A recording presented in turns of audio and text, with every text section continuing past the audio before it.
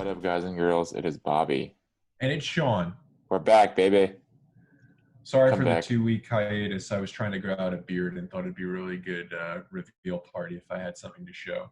Yeah, I've been working getting the shit hammered out of me the last couple weeks, so I haven't had time off.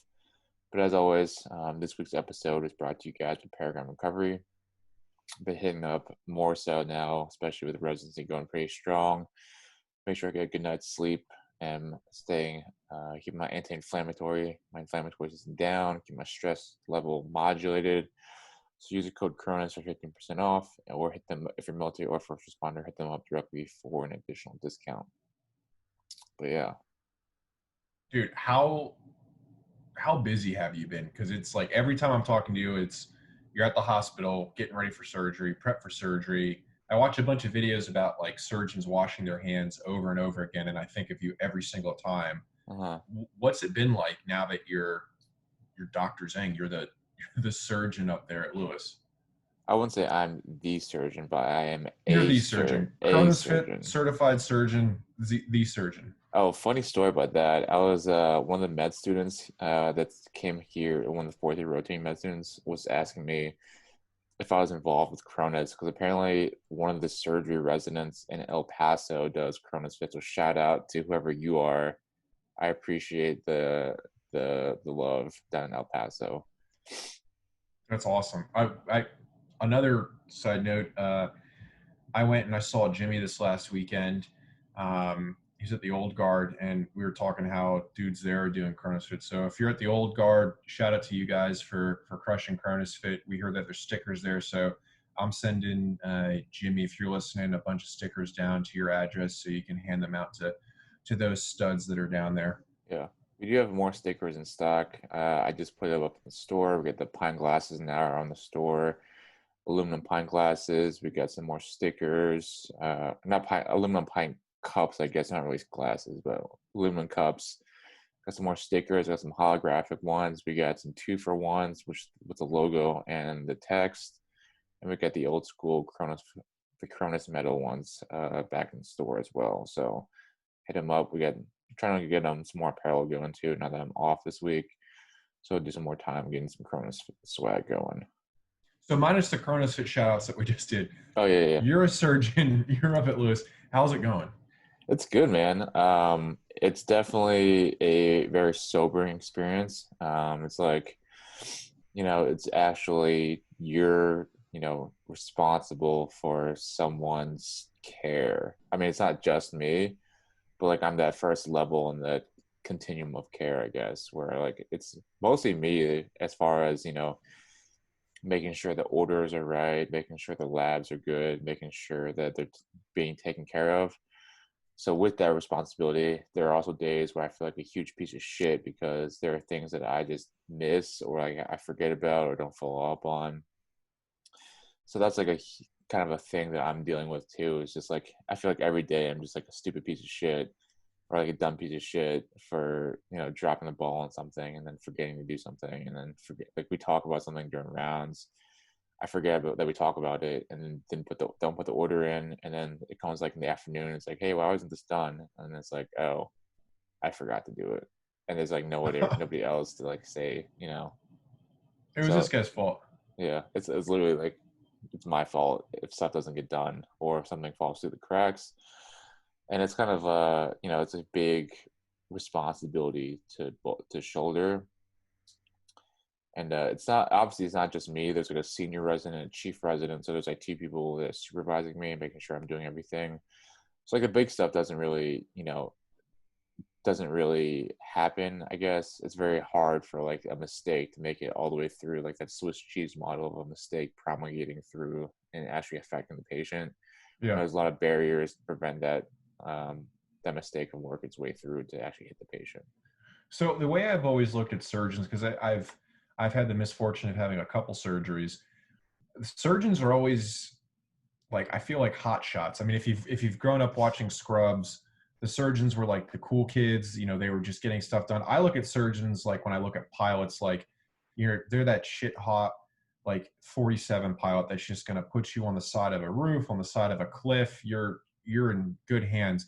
at any point, do you feel like your personality might have shifted because you're like a surgeon versus maybe how you would have been as a, maybe a general physician? Like, Oh, do you interact differently with people? 100%. There's definitely, I think especially here at Madigan, there's definitely like a certain swagger, I would say, being associated with the program here because I think we're not to like fucking jerk myself off or anything, but like the program at Madigan, the general surgery program at Madigan is like one of the best in the country, and I'm not just from drinking the Kool-Aid because I'm here and whatnot, what have you.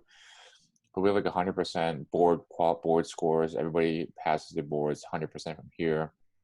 It's like one of the highest rates in the country as far as surgery residents go. Obviously, like we're not as big of a program as like Harvard or what have you, but Nerds. we still produce really good surgeons here.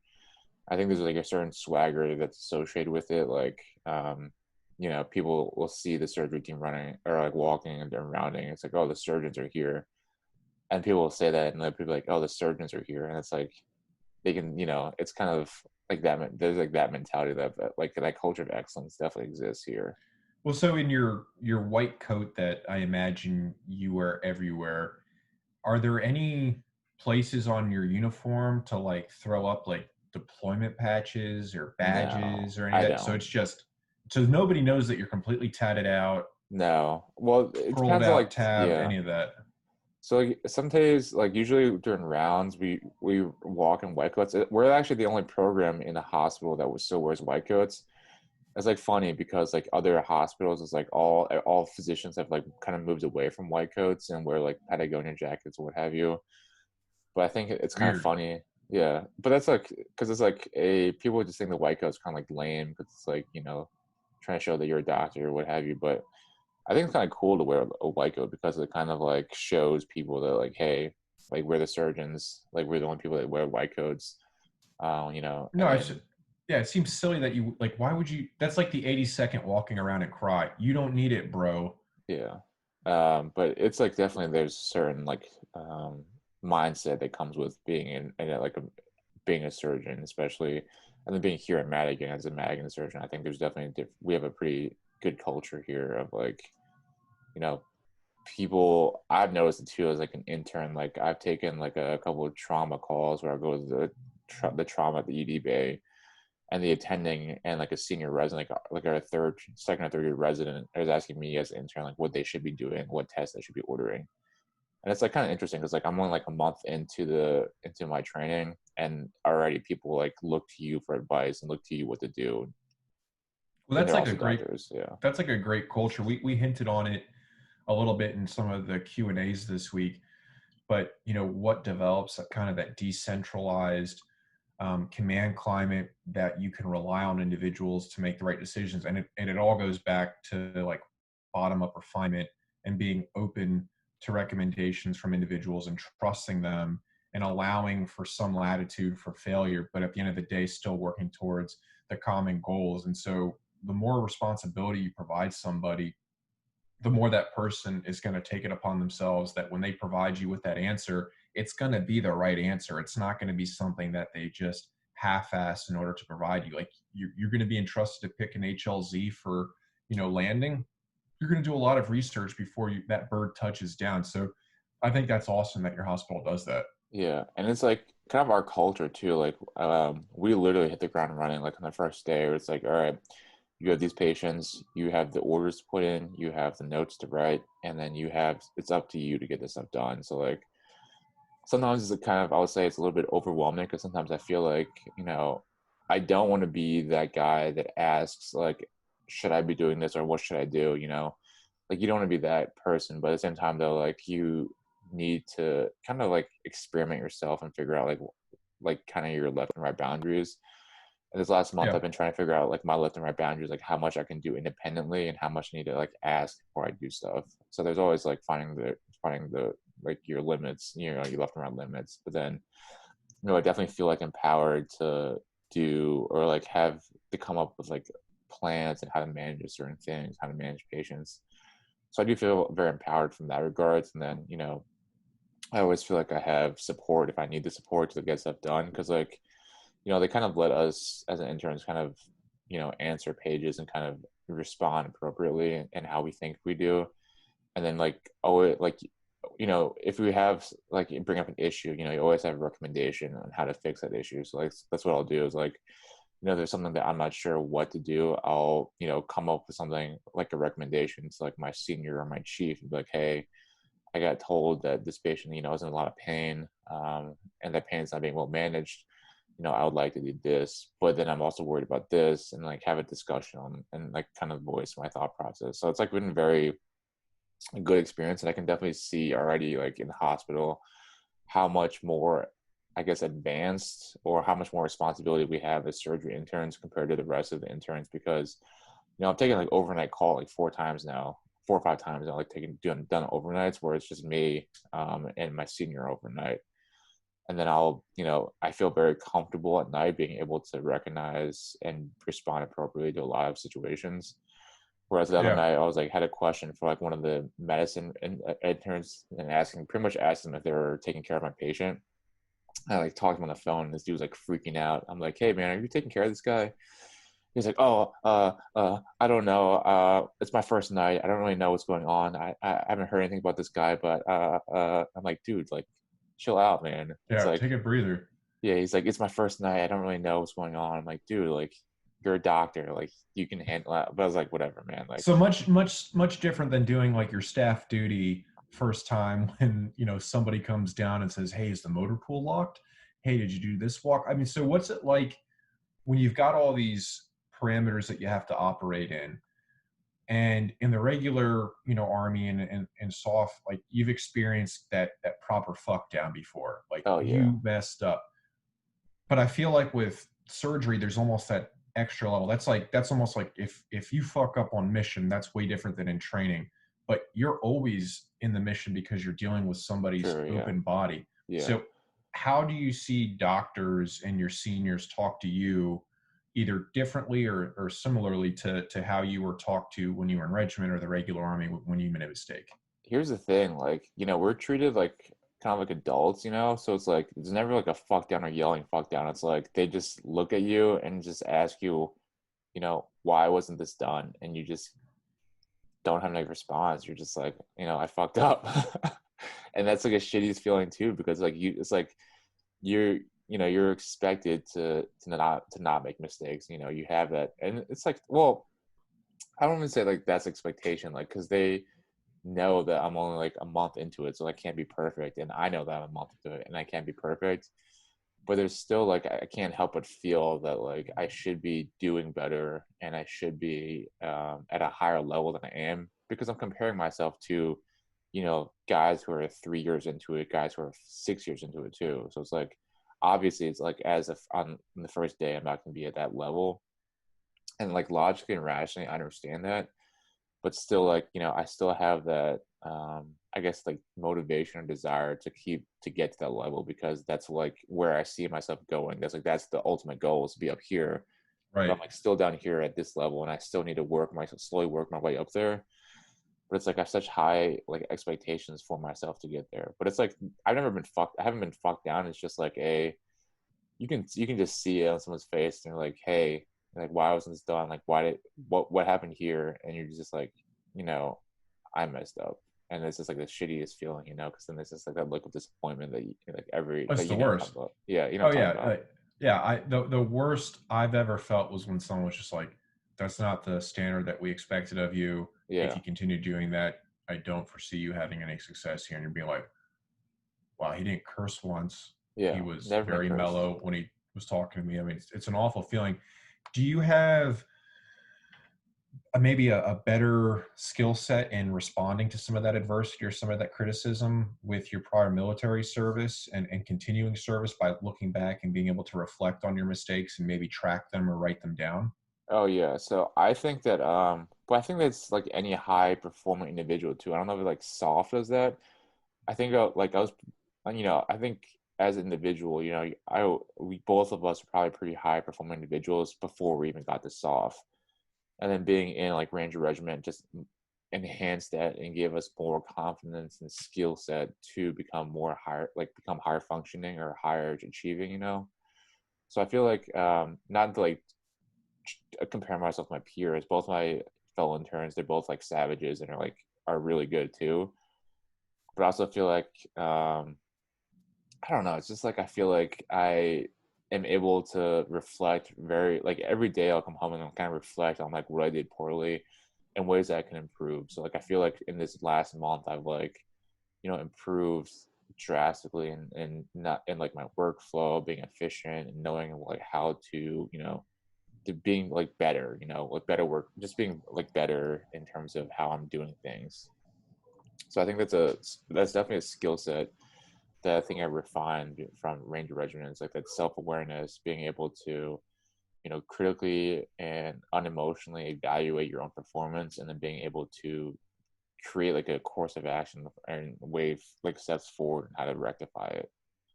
And it's So not like talk I'm to us, like when you're reviewing yourself, whether it's from the professional standpoint as a doctor to, personally with working out, are there any differences with how you approach those problems, I or don't are they, it's literally the same, it's just going to be on repeat because you're a machine?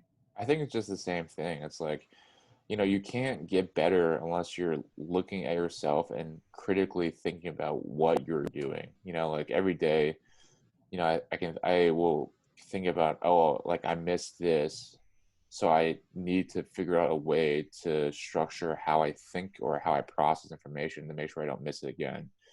It's something like working out. Like you have, every workout you do, for example, you have an opportunity to self-evaluate and see like what you did well, what you didn't do well, and ways that you can rectify that in the future. But I think in working out, it's like more A equals B, like it's more direct. Right. So I think you definitely have a lot shorter feedback loop when it comes to working out, because you can definitely see, physically and like quantitatively see like your improvement in your time, your strength, your, whatever metric you have.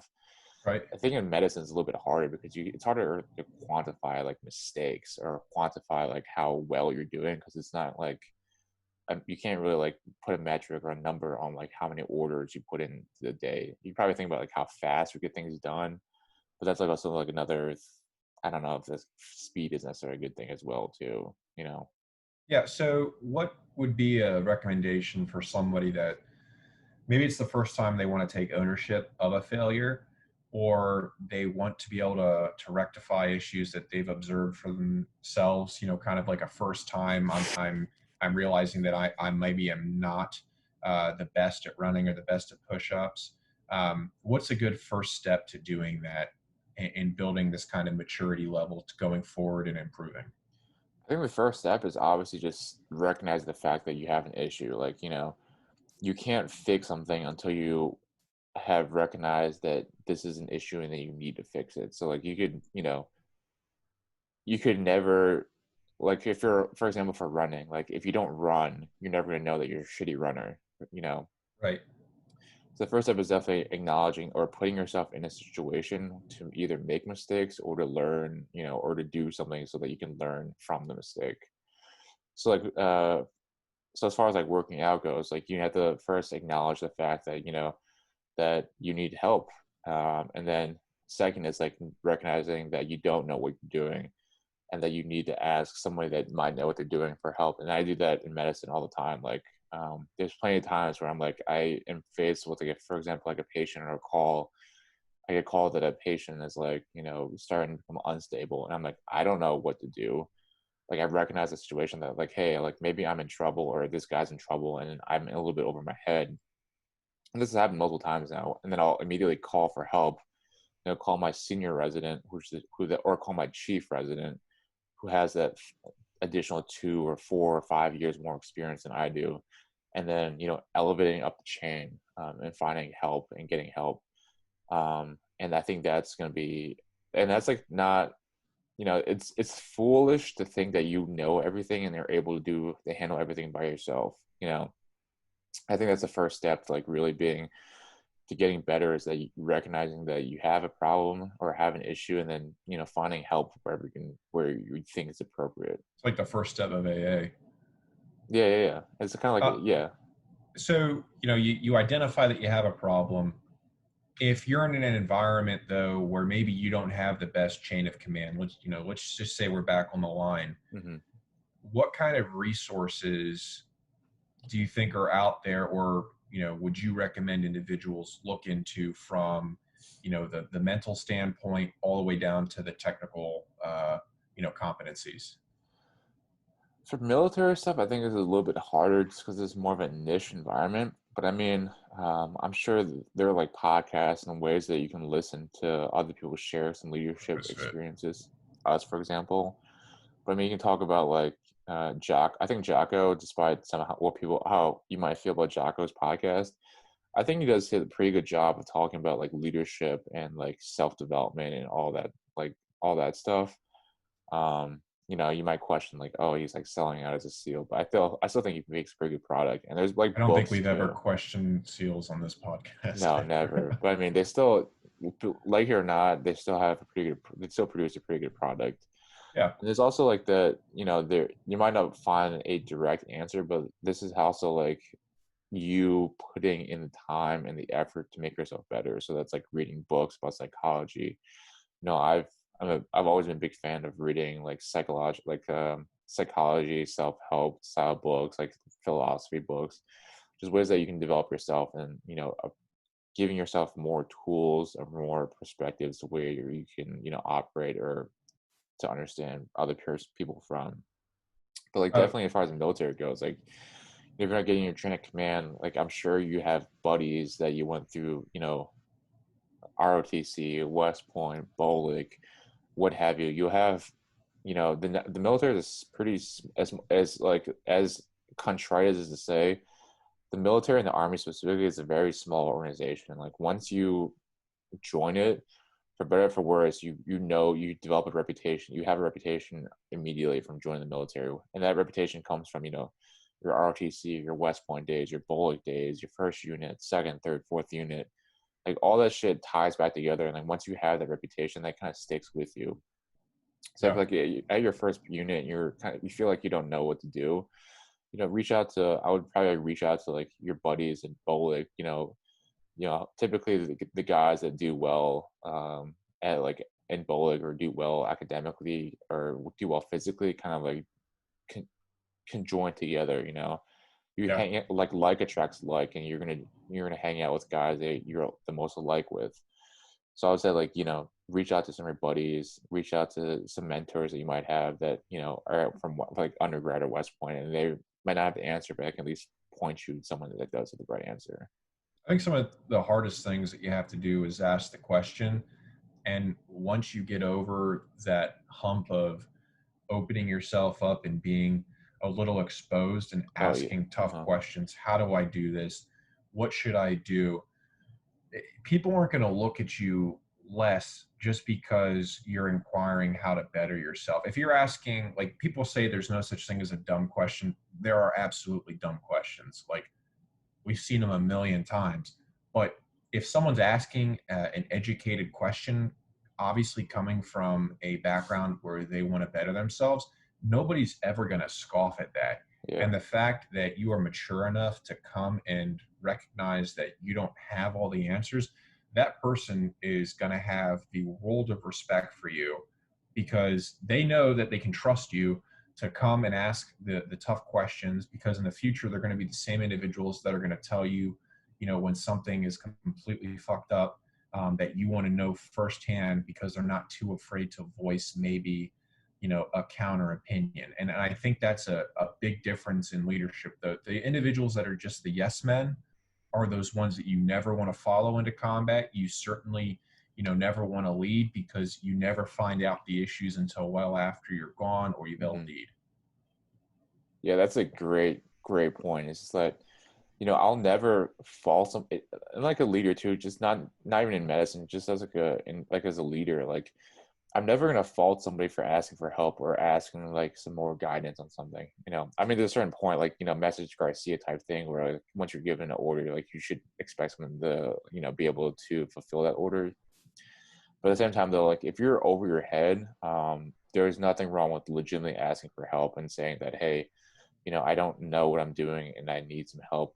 And I think as a leader, like you should you shouldn't put guys down or your subordinates down if they legitimately are coming to you with a concern that they're not really sure what's going on, because once you like brush that off as a leader, or you don't take it seriously, like you're just creating an environment where it's not okay to ask questions or get further guidance.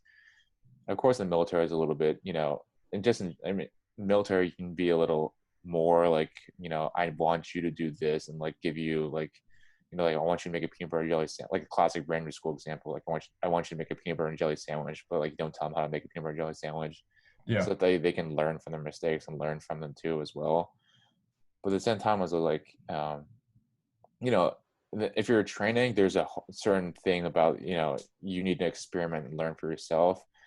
But like in medicine, there's just definitely it's definitely, I would say, like more life or death, where like you definitely need to know that, or recognize when you need help, and then to go up and ask for help, because that's the biggest way that you can get yourself in trouble, is by not, as they say in medicine, you not loading the boat properly and getting as much help as you can get. Well, you brought up Ranger School. I think, since we're kind of like that Ranger focused organization for the most part, you mentioned making a peanut butter and jelly sandwich. We've gotten a lot of questions before, like, what literature should I be reading before I go to Ranger School? As if there is a golden text out there. I mean, there is the Ranger Handbook. Like, you can read that thing front to back a million times, but until you have to actually put it into practice, it's kind of just going to be words on a page. Mm-hmm. But I feel like we, at least once a week, we respond to somebody with the same question, which is fine because they're asking it. There's nothing that you can really do to prepare mentally so far as briefing op boards to go to Ranger School, because whether you're coming from Bullock or you're coming from Regiment or you're coming from any other unit, or the Q course or a team, they're going to teach you in the first phase, in the first week and a half that you're going to get there. You are going to get multiple classes from RIs that have memorized that handbook front to back. They're going to tell you a 26-step briefing order for every single thing that you're going to have to brief, from the movement technique to your order of movement, to exactly where each rifleman is going to be within your team and your squad. When you get to mountain phase, you are going to put that onto steroids, and you're going to brief that up to the platoon level, and you're going to incorporate some different weapon systems, because then by the time you've been running with this for almost a month plus, you get to Florida, and then they're like, all right, we're going to throw variables at you. You're going to have time hacks that seem completely impossible to hit and provide, effective orders in this 1/3, 2/3 planning matrix that you're developing. But they just want to see you get out what the most important information is. So, recognize, like what Bobby said, exactly where you are and at what path that you've taken. If you're at the very beginning of your career, or you're at the very beginning, like with Bobby with medicine, you ask like the pertinent questions to that situation. But like, if you lean way too far forward, you might be eating way too much of the elephant, like way too quickly. Like, small bites, educate yourself on exactly what you have to do, and then you're just going to be super successful, because you're going to know how to articulate problems as they come up, and not try to overdo it with what is their life answer, like what is the question that I have to ask to pass Ranger Schools, if there's like one singular thing to do. Yeah, I think people can get like kind of caught up in like, maybe over analyzing or over preparing for something. At a certain point, though, you just have to like you know just do it. Fitness will, and then that's why we preach that fitness is like kind of the basis for everything. Because if you're physically fit, like Ranger School, I mean, it's still gonna suck, but if you have that little bit of extra fitness that carries you through the shittiness, you'll, one, be like more mentally calm, and two, just it won't be as hard for you, because you've been through some shittier situations, or like shitty workouts, and kind of develop some like grit and determination that comes from that. It sounds weird, but within a year of graduating, I could recall, I felt like almost every other day of that school. So I went straight through, and I feel like there were 31 days where I could tell you what I did from when I woke up to when I went to bed. It was weird. Like, remember it in very vivid detail. And now, like, what am I, 9 years later, I could maybe tell you about like maybe 6 to 10 things total that happened. like I can't remember really any of the shitty times at Ranger School. I know like I remember at one point I was tired. I know that like it was tiring, but I physically can't remember that. Like I don't get that like weird, like anxious bubble building up in my chest going, oh my God, I remember how hard that like ruck was. I just like, I think I remember it sucked. I can't remember it though. I mean, it Right. was like, it was just such like a fleeting moment in the totality of your life. It's like, just embrace whatever that suck is, because you're going to be some middle-aged 31-year-old that really can't recall how fucking tired you were on a ruck. Yeah, so I do know that there's like a psychological phenomena where you in your memory you remember the ending and you remember the worst part of an event. So you never remember anything in between. So like for example, you talk about like Ranger School. Most people remember the one graduation because it's the Mm-hmm. last thing that you do. So that's the top, the apex of your memory, and they'll remember, and that memory will overshadow the rest of it. So like this is it's just an interesting psychological phenomenon. So like when we talk about like surgery too and patients and like people will remember um, the most pain that they felt from the surgery, and they'll remember the end of the surgery after they recover. So like you don't necessarily won't you probably won't remember how much it sucked, but you'll know it sucked. Yeah. But that you'll remember that moment at Victory Pond, and I'll never forget the moment at Victory Pond, overshadowing like the rest of Ranger School. You know. Oh yeah, dude. When I got my surgery, you bring up surgery. When I dislocated my hand and broke part of my wrist, and when I was in Afghanistan, they had to reset it because it was dislocated.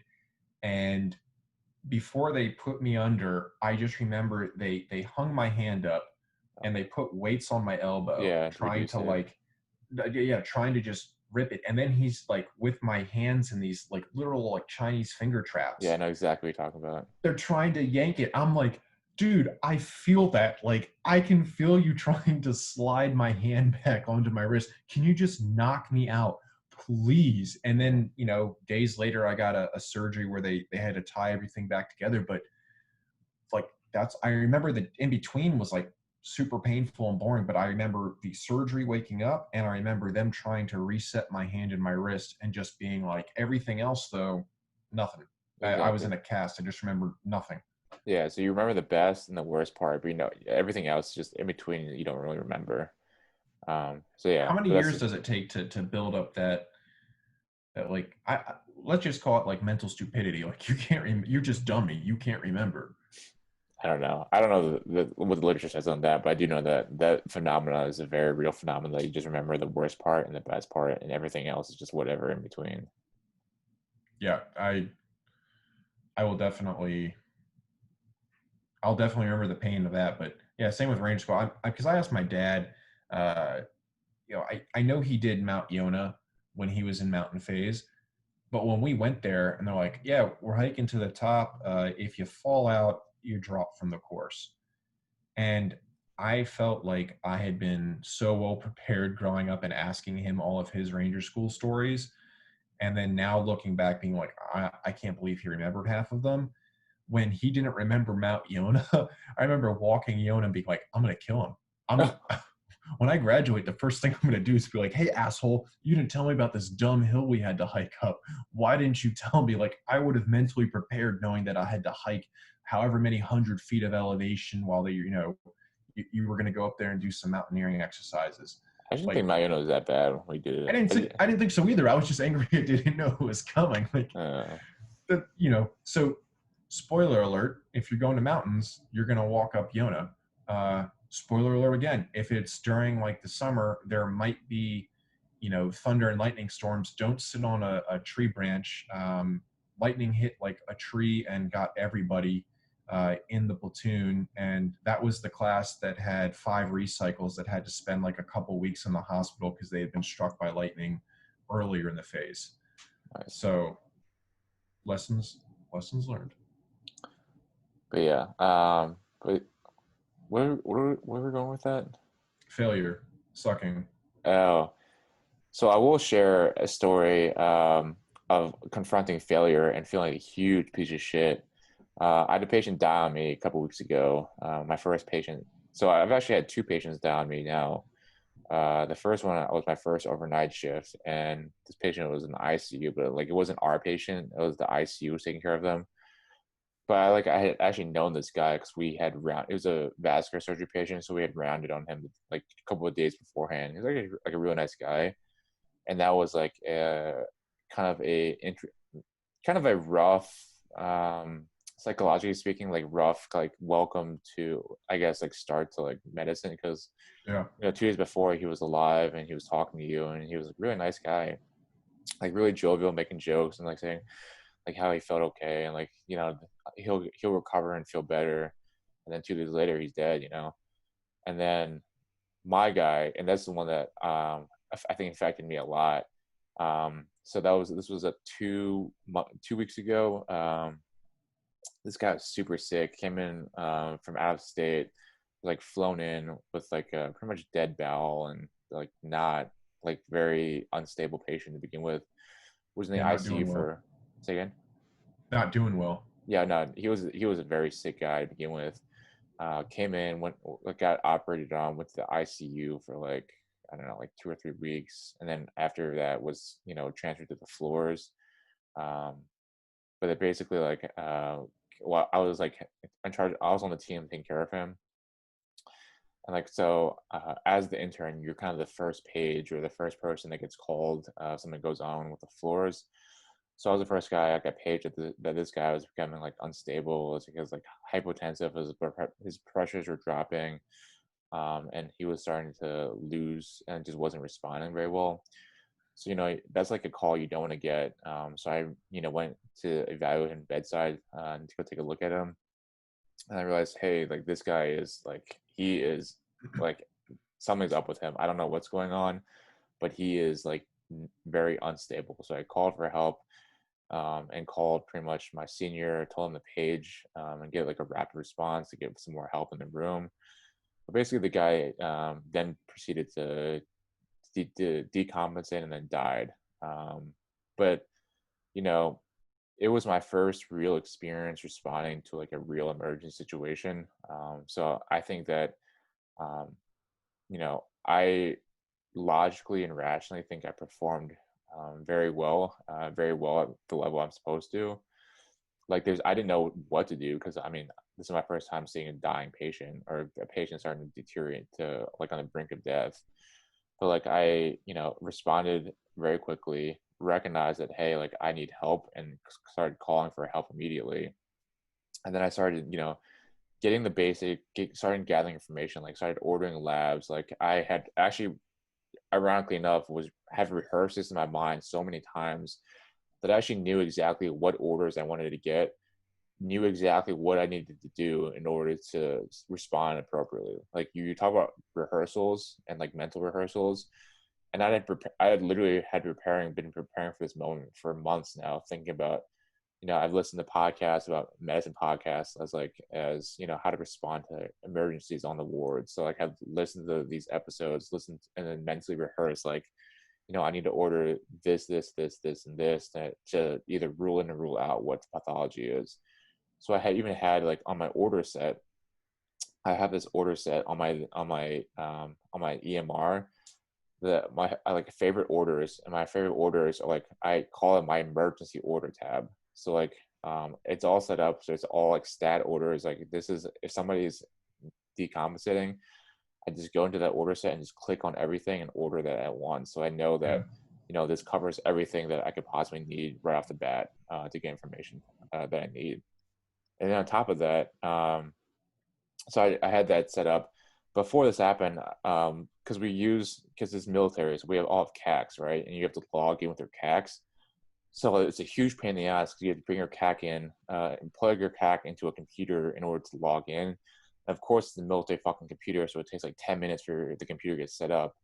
But luckily, some floors and some places have something called like a tap and go, where it's like your badge can tap into a computer and immediately log you in so you can do orders.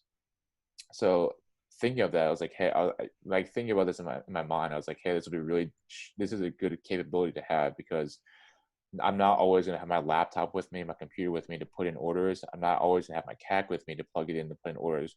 But I always have my badge with me to tap into computers and put in orders that way. So like leading up to this moment, I think I had done all I was fully prepared for this moment, both like mentally and like had game planned it already, because you you prepare for the worst every time. So like I had already rehearsed in my mind, like I'm gonna go in, evaluate him, make sure he's stable or unstable, and then order all the stuff I'm gonna order. So I got everything cooking, and or within like minutes of showing up, I had everything ordered and was trying to stabilize him, like trying to lay him down and get him stabilized, and then help started coming. So like like logically and rationally, I know that I did literally like what I was supposed to do, and I did what I was supposed to do very well. But still, at the end of the day, when he did die, it was a very shitty feeling, just thinking that like, you know, I was involved in this guy's death somehow. Like I mean, there's something that like rationally that I could have done anything different.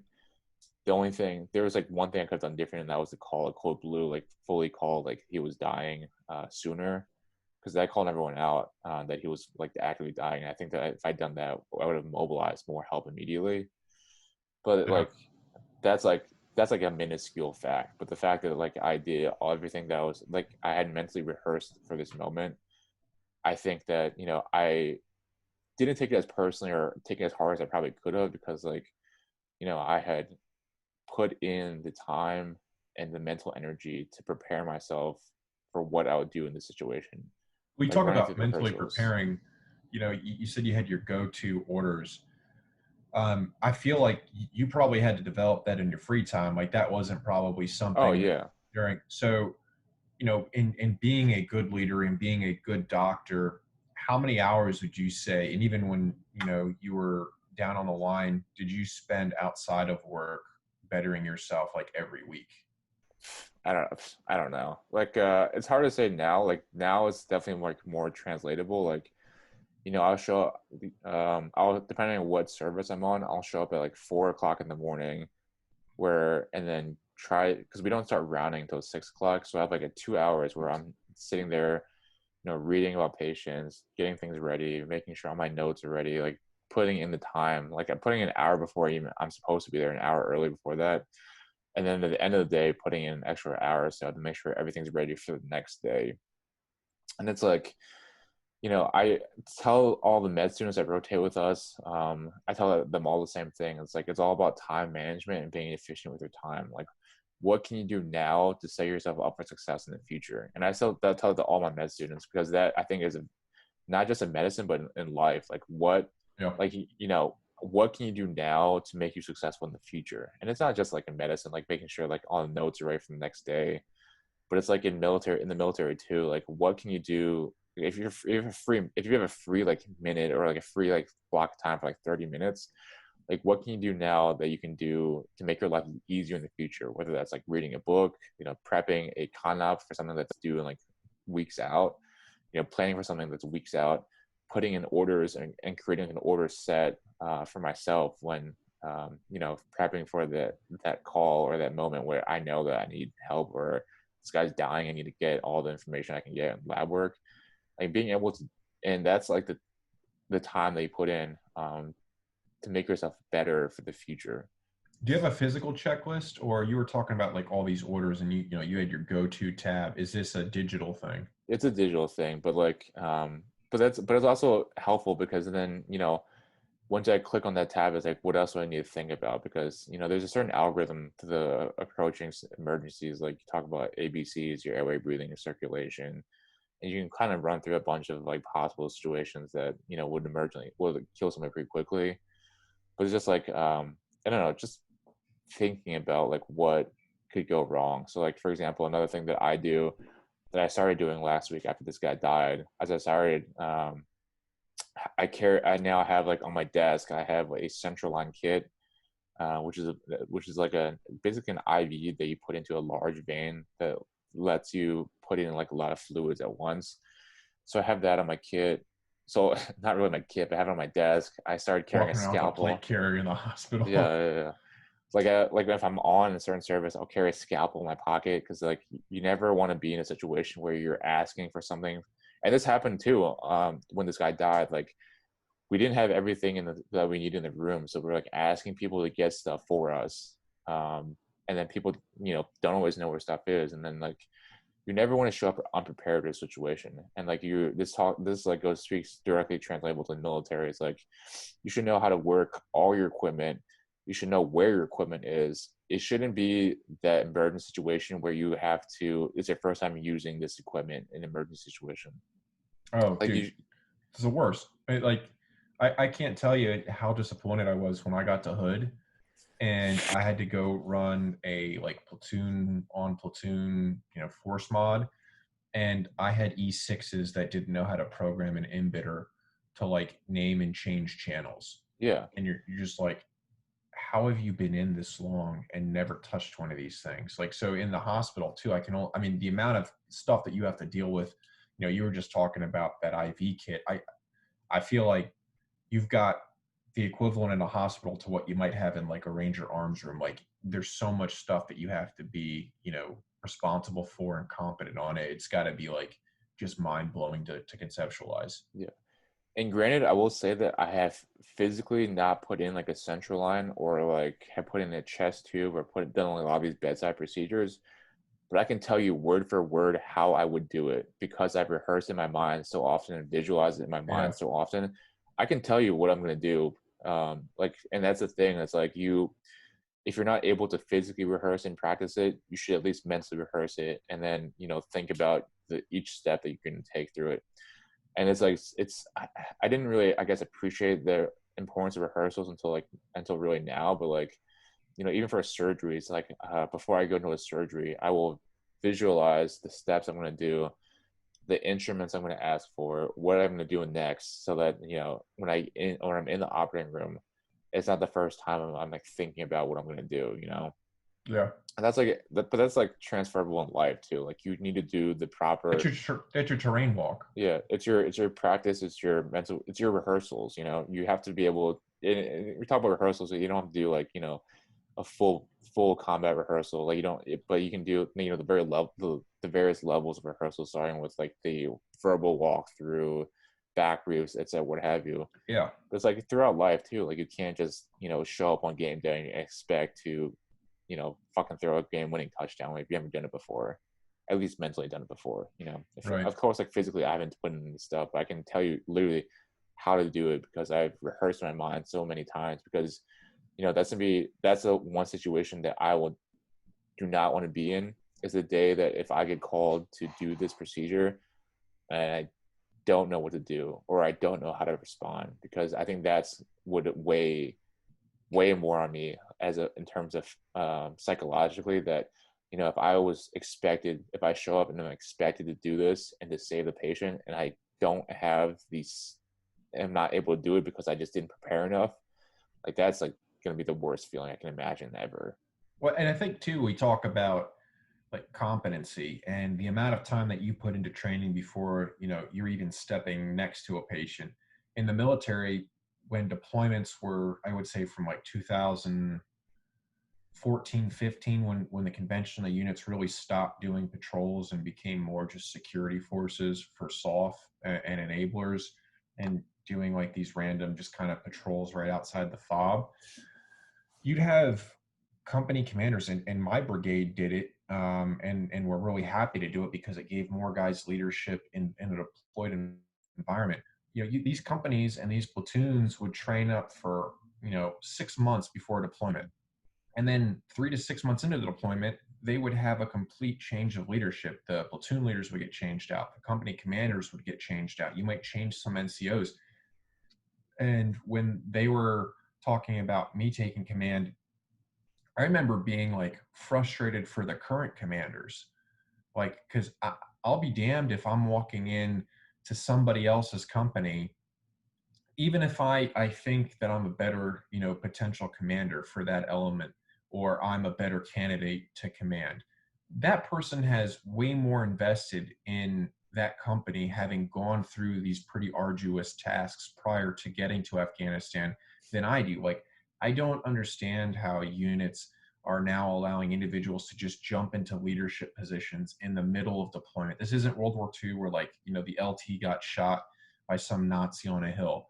Like, this is a relatively controlled environment. Those emergency situations of replacing individuals, like, can you imagine that in the hospital if someone just threw you into, like, a position that maybe you didn't even do any kind of train up for? Like, I just feel like, there's an element of failure that is just magnified when people aren't properly vetted, vested in the mission, and then, you know ensuring some protection for the end of the day, what you're supposed to be there for, which is the people or your soldiers. Sure, but I mean, I think you could argue both sides of that too. It's like another way of preparing, or making sure that leaders are vetted in terms of, it's also like, I'm sure that commanders, when they do that, have certain systems and backup systems to make sure that they aren't throwing this company to the wolves, so to speak, by giving them a new PL, or like new company commander, or giving this platoon a new PL that's never been in PL before. Right. It's not going to be like set up for failure. Like, that one guy is not going to be instrumental in the whole company, Hmm. being successful. It means you got 120 guys there. But I just think it's like a dangerous precedent that you set when you take people like that and you don't allow them to do, like, all of the rotations like you had while you were in med school, getting there. Like, can you imagine if you just went to med school and then didn't have to do any rotations at the hospitals there in Camden, and then first day they're like, all right, sew this guy's arm on? Like, how significantly more difficult that would have been for you. I mean, like, Sure. you Yeah. learn on the ground, and you learn through some failure, but at what point, like, what's the level of failure that your leadership is willing to tolerate at that point, not doing maybe a proper full up train up? Sure. And that's like, but yeah, I'm sure that happens too. But, I don't think, but that also speaks to like, I think that's a good point that you can make about people taking things seriously, like in BOLIC or in training and like an undergrad. It's like, all these experiences that you have are preparing you for game day. Like in med school, like so many of my peers I remember in med school were like saying, like, we're joking, like, oh, this is important because we're not gonna get tested on it, or like, hey, like, I don't think like we need to know this because I'm never gonna see this in real life, or like, you know I don't think this, because that was a classic like med student response, is like, oh, this isn't gonna be an honor board, so I'm not gonna learn this or know this. But it's like, all these moments and all these experiences add up to who you are and add up to your mental schema of how you approach problems and see and how you evaluate situations. So like, I'm probably never gonna, do, I don't know, like fucking have to know like some random obscure fact, but like, or in the hospital, I was never like, oh, I'm never gonna have to like do neurology or do like look at stroke patients again. But then sure enough, like now as an intern, I also like do neurosurgery consults, like being able to learn these skills on the front end in med school, when you don't really know what's important or not important, you just do what you're told, Yeah, but so puts many lotion on people, its skin. yeah, but so many people like will shrug it off and say, oh, I'm going into like surgery, or like, for example, like I'm going into or internal medicine, so I don't need to pay attention on surgery.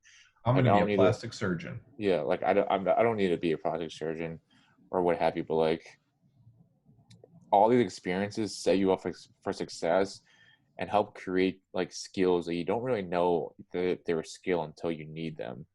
So for example, like a classic example is like, if people that wanted to go to medicine, and then on their surgery rotations just didn't put in any time or effort to actually like learn how to do surgery, because they're like, oh, I don't need to learn how to do this, or I don't need to Right. prepare to do this because I'm never going to do this in my life. It becomes like very evident in the fact of, when people get consult when they consult surgery, when people in medicine consult surgery or talk to surgeons, like they don't, it's very obvious they don't understand like what you do, or like what or how we think. And that's like the classic example, I think, in like BOLIC and like in undergrad or in BOLIC, is like you might shrug it off and say, oh, I'm never gonna have to do this in real life. Like, why do I have to learn like machine gun theory when I have like a weapons squad leader that's gonna do machine Yeah. guns for me? But that's like the classic example. Like, you don't want to be that leader or that individual that doesn't know what they're talking about when the time comes, when it becomes important, because it's still on you as a leader. Like, even though you might not be directly responsible for it, like it's still is incumbent upon you to be able to do it, you know? Yeah, the only caveat I would add is if you're a leader, do not worry about what the FSC does. Whenever they're teaching that at Bullock or Triple C and they're talking about tailgating and how to do like refueling operations, if you're going light, let that go through one ear and out the other. You do not need to know that as a commander. You don't need to know that as anyone. You know, you're going to get your fuel when you get your fuel because you know you're the heavy pipe hitter. You're gonna get what you need. So, side note for guys that are going through Triple C, fuck the Yeah. FSC. Who cares? Well, the long story short, like, I think, you know, high perform, like, I would say like average or not as high performing individuals will have a, maybe a tendency to not pay attention or not apply themselves when they don't see that it's appropriate or don't think it's beneficial. And it is up, I think that's what separates, you know, high performing individuals from less than high performing, is that, you know, high performing individuals will take every opportunity and every experience that they can, because they understand that, you know, they might not need it now as like a second lieutenant or as a captain, but maybe as like a brigade commander or as a field grade, you will need this skill set, or you will need this information in the future. And I think that's what makes people, you know, successful, is understanding the fact that, you know, it might not be important now, but somebody's teaching you this to you for a reason, and it's going to be important in the future, and you just don't know it yet. Okay, so to piggyback off what I said earlier, if you want to be an S3 or an XO, it's very important that you knew what the FSC does, exactly how they're going to get you your fuel, your food, what your field kitchens look like. Those are very important things for keeping the soldiers on the line happy. So if you're a company commander, forget about it. If you want to be a field grade, you need to know it. So figure out how high you want to climb, because Bobby's completely right. If you want to be a battalion commander or brigade commander, support is very important. You know, bullets don't fly without supply. I think I've seen that tattooed quite a couple times. Yeah. But long story short, the point I'm trying to make is like, you know, it doesn't matter what level you are in your career or where you are in your life. There's always something that you can do to make your future self successful and more successful. Yeah. And you might not know the answer now, like as, you know, as a 21-year-old in college, like you might not know what's important now, but you should put yourself in situations, give yourself opportunities that develop you and challenge you, because from these, you know, experiences that you might not recognize are important will make you a better person in the future. And you'll look back on it and be like, oh, that was really very funny, or very, what a great coincidence that I did this, because it makes me better at doing this in the future than what I want to do. No, That's, absolutely. that's the thing. So we were talking about kind of like professional failure, you know, and how you can recognize that. I think too, it would be, you know, inauthentic for us to talk about personal failure too, and like, you know, steps of that. So it's not like you and I are total failures or, you know, total flub ups here. You know, I was training for the last, I'd say 4 months to do an Ironman. Um, I currently feel like a failure because I'm putting that training on hold for, you know, probably the next 6 months, as I can't get into a pool. Every single race is getting canceled. You know, what would you say from the standpoint of, you know, things that are out of your control making you feel like a failure, and getting over that hump? You know, what are some tools that, you know, that are out there? I think the biggest thing, like I kind of mentioned it with how I felt like with when that guy died a couple of weeks ago, like emotionally and psychologically, I was pretty fucking wrecked. Like I actually cried when I get home, because I felt like so responsible for this guy's death. Like I was like so emotional from that. But then like rationally and logically, I knew like, hey, like it's not your fault. Like I did everything that I literally was supposed to do. And I actually responded like very, you know, very appropriately. And I actually would say I probably responded admirably for my level of position. Yeah. But still, like emotionally, it still sucks, and psychologically, it still sucks. But like at a certain point, you have to like recognize and like rationalize it to yourself that, you know, it wasn't necessarily your fault, and there were things done that were outside of your control that you can't possibly control. and that you can reevaluate the situation, and then look at what you did specifically that made you either success or failure. And then if it's something that you did that caused you to fail, you have to make that do that analysis and then figure out how you can prevent that from happening again. Yeah. And like I So I would, think so and like then what for you're saying is identify maybe things that were in your control. But do you put like maybe like, I want to now put another target out there on my calendar for, okay, I couldn't get it done here. I felt like, a bit of a failure for not having, been able to train effectively or be able to perform effectively here. Did you see yourself doing the same thing? In the hospital, like, you mentioned having this kit available. Do you have stuff now on a calendar? You're like, this is a benchmark that I want to hit, to better patients with this topic or, whatever have you? I, I don't think so, because I don't think it's necessarily as quantifiable as like for training for something is, because Hmm. when you're training you literally have metrics that you can track progress with. But I think when it comes to like patient care, I don't think it's you can really track that as much or have like metrics that you can hold yourself accountable to. Instead, I look more of it as like an effort thing, and like how much time and effort I'm putting into making myself better. Yeah. It's like very easy because it's very easy to because I'm fucking tired all the time. Like I fall asleep on the couch. I get tired driving home every day after work. Like in the verge just falling asleep while driving. Kind of dangerous besides the point. But the point I'm trying to make is like, You didn't hear that here. We didn't say that. yeah, That didn't happen. I'm your yeah, lawyer. That never happened. the point I'm trying to make is like, I'm always fucking tired, and I would always rather just go to fucking sleep and not do the work I need to do. But regardless, I still come home at like 7 o'clock at night. I'll eat dinner with my wife, and then I'll take that 30 minutes to an hour before I go to bed to read. And I do this. I'm constantly reading and trying to learn as much as I can, because Yeah.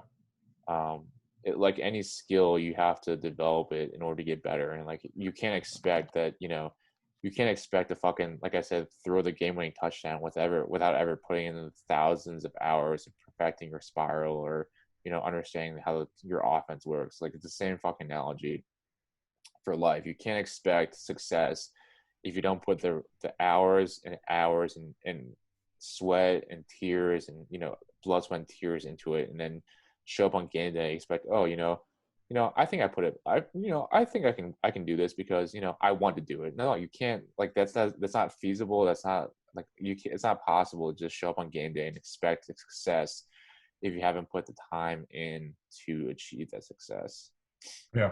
And that's kind of a shitty response too, because people always ask us like, hey, how do you be successful in soft? How do you how do you get your ranger tab? Like how do you go get selected for SF? It's like, how do you pass SFAS? It's like, I wish I could tell you that there's a fucking one simple answer for it, but there isn't. The answer is you have to fucking work. You get to put the time and the effort into it, and you can't just show up on game day. You can't show up on day zero and expect to fucking super max your APFT or run like a 30 Oh, minute 5 mile without putting a time in to do so. like I love getting, like, we talk about good questions. And this is where we talk about there being like absolutely dumb questions. When you get guys that hit us up that essentially are asking us like, what Olympic lifting program slash strongman program can I do where I'm going to eat like Brian Shaw and Hafthor Bjornsson to get ready for Ranger School? It's like, I'm sorry, I can't remember. Is Ranger School the world's strongest man competition? Like, there are so many books out there. There are so many assholes like us that are voicing their opinion and projecting it into a void. Everyone says the same thing though. Like, you have to be good at body weight movements. That includes like calisthenics. That includes like being pretty fit when it comes to running and rucking. And you generally have to have grit. And if you're not challenging yourself physically to get better, when it comes to having to carry the 240 for 6 to 8 miles in the middle of the night with nods on, when it comes to carrying the Skedco, climbing up the mountains and getting stuck in Dahlonega, Oh, like that stuff's going to break you. Like it just, starts with recognizing that you volunteered for this, recognizing that you're probably not as good as you think you are, but you're going to improve yourself. And at the end of the day, just picking something and going for it. Like if you're training for Ranger School, find a good Ranger program, whether it's us, whether it's probably Softly probably has one. I mean, there's probably a military athlete. I'm now blanking on some of the other fitness Besides the companies. point. There's a million companies out there that have programs. Just pick one and do it. Like Yeah. they're not going to be that different, other than maybe what their company goals are, but they're not going to be that different. They all want you to be successful because the product at the end of the day has to stand up to the test. And if people aren't passing the RPFT, then you change the product. But like just pick a product, pick your goal, and then have some maturity and realize that, yeah, you're going to get thinner training for Ranger School. You're going to be thinner coming out of Ranger School. You don't have to go into Ranger School looking like Callum von Munger. You don't have to look like Arnold Schwarzenegger when you're dumping your bag. Because guess what? If you run slower than 40 minutes, you're fucking gone. And then you're going to be a slick sleeve, tabless asshole that's making excuses. Yeah, I think that's a good point about bringing up the programs because, like, at the end of the day, I think all programs are the same. All programs, if they're written for Ranger School, you're gonna get ready for Ranger School. But the thing Yep. is, like, the best program isn't the one that you pay the most money for or the one that's sexiest. The best program is the one that you follow and actually do the work. Like we can't just you can't just buy a program and say, oh, I bought this program. I'm gonna be physically Right. ready for Ranger School. You still have to put in like the literal countless hours of sweat and pain that you need to put in order to get yourself better to go to Ranger School. You know what I I mean? mean, for instance, too, like we have a ton of free programs that not only we operate on a daily basis between the functional fitness and the military prep side, but there are a ton of free programs on the website, namely the Ranger School program, the SFAS program, your iBullet, your squad PTs, and a couple functional fitness programs. If you're training for Ranger School and you're asking like, hey, if I follow the functional fitness program, is that going to get me there? Yeah, it could get you there. The SFAS one could get you there. The iBullet one could get you there. If you want to get jacked and you're like, do I want to follow the Ranger School prep one? It might get you there. It's not really designed to, but if you put a lot of effort in, you probably could get jacked. But you have to just realize that, programs are named for what they're named for. The programs are designed for getting you generally fit, and you're going to be very fit after doing them. But at the same time, they're also going to be somewhat tailored, and you have to understand that, like, doing the operator program, for instance, might be cool. It has a lot of kit movement, but if you're going to Ranger School, you don't need to be good in kit movement. You just need to be good with a ruck and body weight. So don't try to like pick sexy stuff just because it sounds cooler and has more barbell work. It's not really going to translate to what you want at the end of the day, unless you really tailor exactly where you're going in life. Yeah, I'll even say that like you can't also expect to like buy the program and just work out 12 weeks before starting the Ranger School and expect success. Like this is like the programs are meant to be written for like people that are already probably at a pretty good level of passing already physically. You can't expect to go from like little zero or like running like a 15-minute 2 mile to being able to pass like RPFT just by running the program. So you have to have I would say have a little bit of self-awareness and Yeah, understand that the programs are not like a golden magical solution to get you running in like a 35-minute 5 mile. absolutely. And so if you want, like, you're sitting there listening to us going, man, these guys are jerks. I was going to get a program. Now I'm not. That's cool. But, I'll give you like a window of time. For instance, if your 5 mile is where it needs to be, starting a program for Ranger School and where you want to be in 8 to 12 weeks. If you are not comfortably running a 40-minute flat 5 mile, like really at the start of that program, there's going to be a higher likelihood that you'll probably fail somewhere, I think, on the RPFT or in RAP week, simply because you're probably doing that in like peak conditions where you're totally prepared. The program might make you a minute, 2 minutes faster because you're not going to drop 5 minutes over the course of a couple months. That's just, as an adult, you're not going to be able to do that. Hmm. You might be able to go from like a 50-minute 5 mile to a 43 or 44-minute 5 mile relatively quickly, but there's going to be a certain plateau that you're going to hit. But you're not staying up, a couple days kind of straight. You don't have like all this stress and anxiety that's building when you're standing everywhere, waiting to go, running to get chow. You're burning way more energy. You're super nervous for that one event. You're literally standing for a couple hours before you even start the run. You're standing for like 2 hours just to get your push-ups done.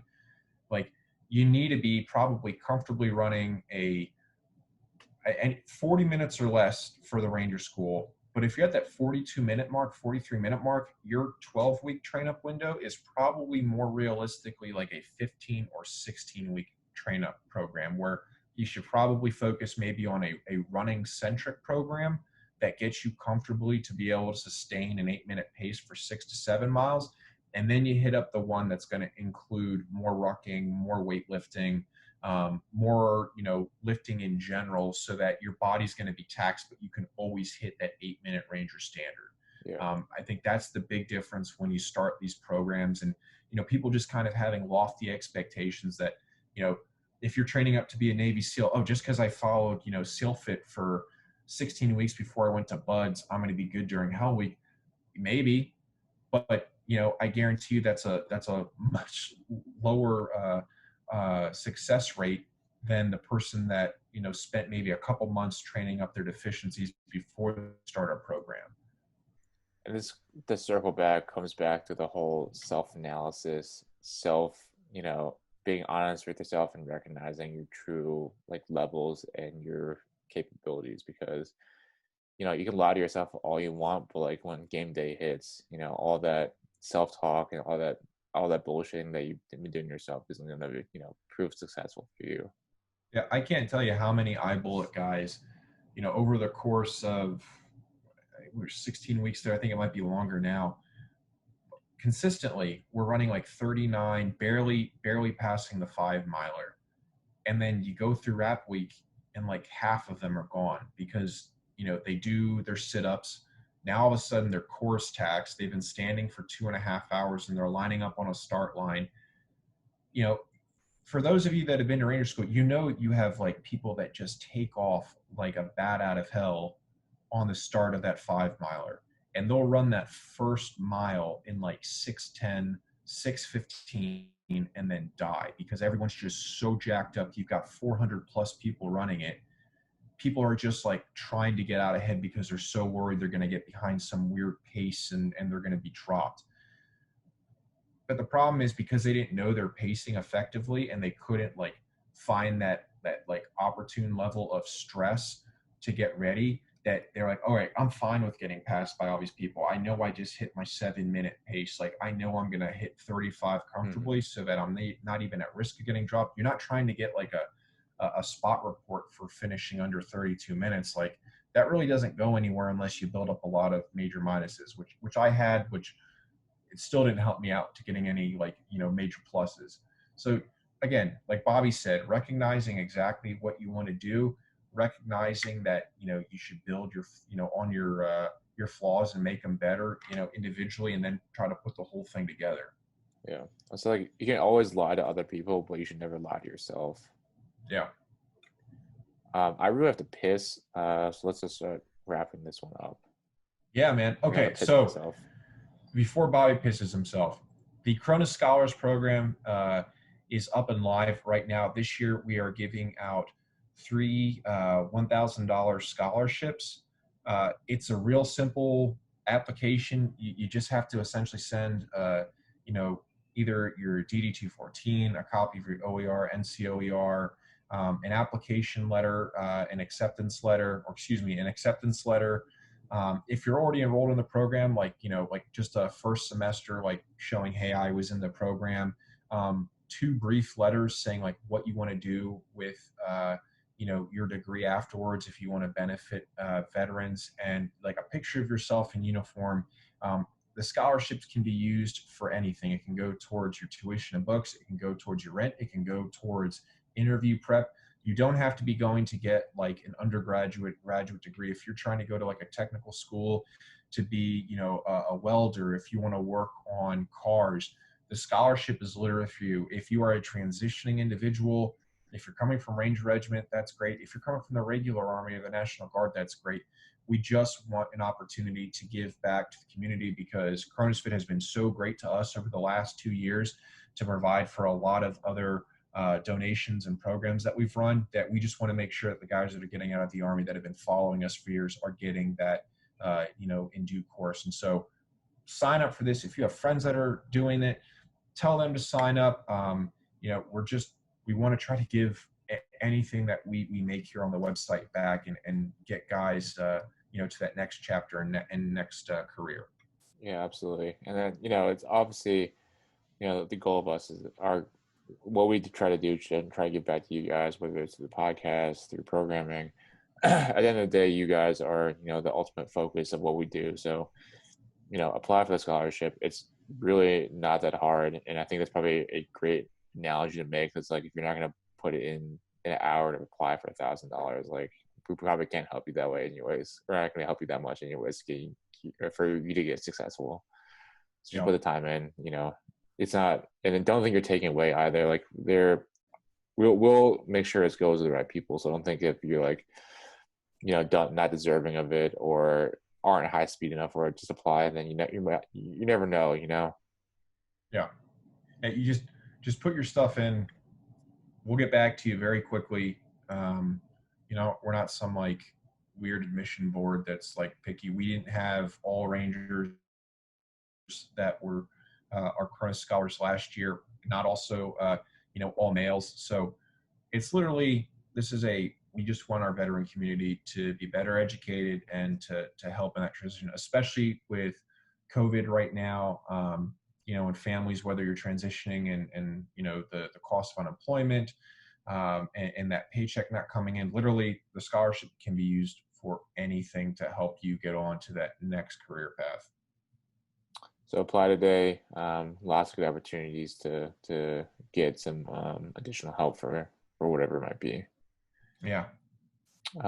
We have more swag, like we mentioned already. We've got the cups on the store, some more stickers on the store. Hopefully it sounds like everybody that has hit us up about the shirts have enjoyed the shirts. We have another design that I've been working on, so we'll probably start getting that set up and get that up on the store pretty shortly. Super comfortable. And then with that, guys, we will catch you guys next time because I'm literally about to piss myself. I want to see it. Keep them on the line. Let's go. It's like leaking right now from my dick. All right, guys. Peace. I'll see you later. Bye, Bobby.